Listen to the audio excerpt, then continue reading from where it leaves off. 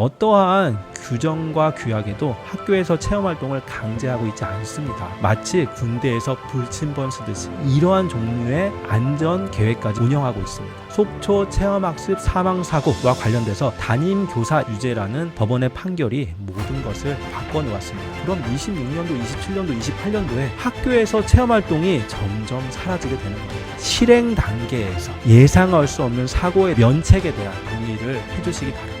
학교에서 체험활동을 유지할 수 있는 유일한 방법임을 확신하고 있습니다.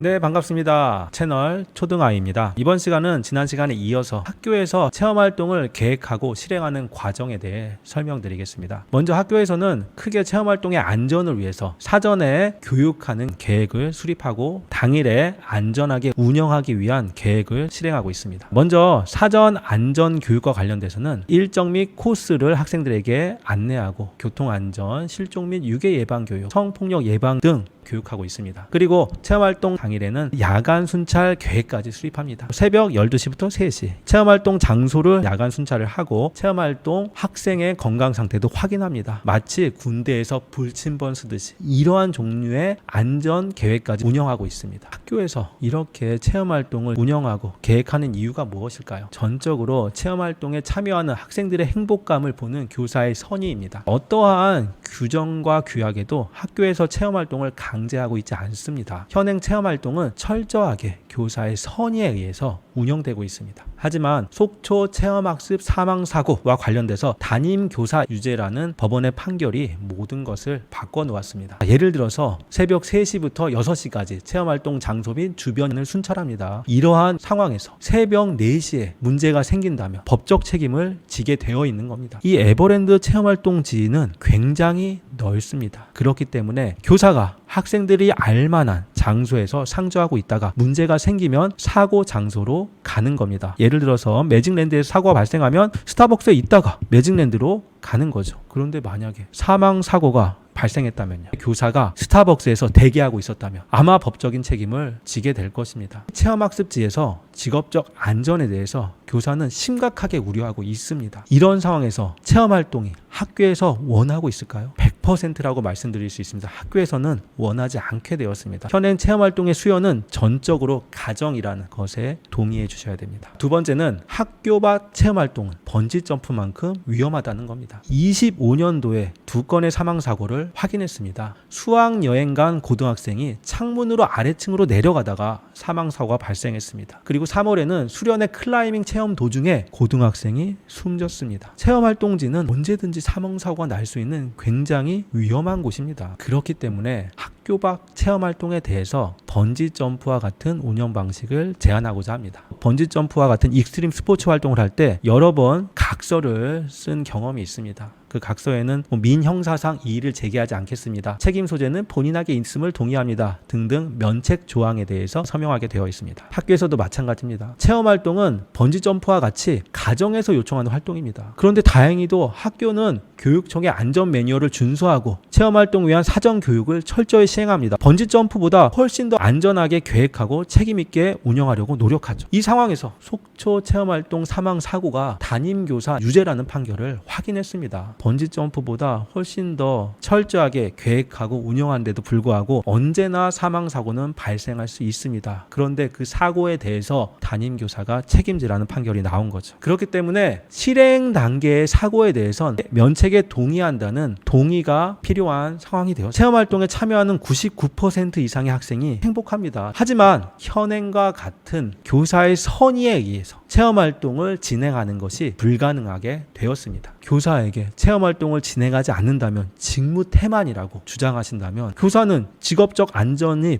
보장되지 않는 체험활동지에서 교육활동을 수행할 수 없다라고 답변 드리고 있습니다. 직무태만과 직업안전, 어느 것이 우선하는지 판단해 주시기 바랍니다. 면책 조항을 반드시 보장해 주셔야지 학교에서 체험활동이 진행될 수 있습니다. 학교에서 면책을 보장하는 2가지 방법을 제안 드리겠습니다. 첫 번째는 대토론회입니다. 두 번째는 학원일을 통한 면책조항 명시입니다. 첫 번째 대토론회는 모든 학교는 1년에 1회 이상 교사와 학생, 학부모의 대표가 모여서 협의하는 시간이 있습니다. 그때 체험활동지에서 사고에 대한 교사의 면책에 대한 심도 있는 토론을 그리고 그 토론의 기록을 남겨주시기를 권유드리겠습니다. 두 번째로는 학교 운영위원회를 통한 면책 명시입니다. 학교 운영위원회는 모든 체험활동의 계획을 심의하고 동의하는 권한이 있습니다. 그래서 학교 운영위원회에서 체험활동을 안전하게 계획되었는지 충분히 심의하시기 바랍니다. 그런 다음에 실행 단계에서 예상할 수 없는 사고의 면책에 대한 동의를 분명하게 해주시기 바랍니다. 속초 체험활동 사망사고 담임교사 2심 유죄가 났습니다. 이러한 상황에서 현행 체험활동을 지금과 같은 방법으로 유지할 수는 없습니다. 응급소아외과 받았다가 10억 배상하는 판결이 23년도에 나왔습니다. 그럼 24년도, 25년도, 26년도에 응급실에서 더 이상 어린 아이를 받지 않는 가능성이 높아지는 거죠. 소아외과를 받았다가 사망 사고에 대한 책임을 묻는 판결이 나왔기 때문에 충분히 예상될 수 있는 불행한 결과이죠. 속초 체험활동 사망 사고에 대해서 담임교사 유죄라는 판결이 25년도 11월 달에 나왔습니다. 그럼 26년도, 27년도, 28년도에 학교에서 체험활동이 점점 사라지게 되는 겁니다. 이것으로 인해서 가장 실망한 대상은 우리 학생들이죠. 저는 학생들을 위해서 가정에서도 학교에서도 노력할 수 있다고 생각합니다. 반드시 예상할 수 없는 사고에 대한 교사의 면책에 대해서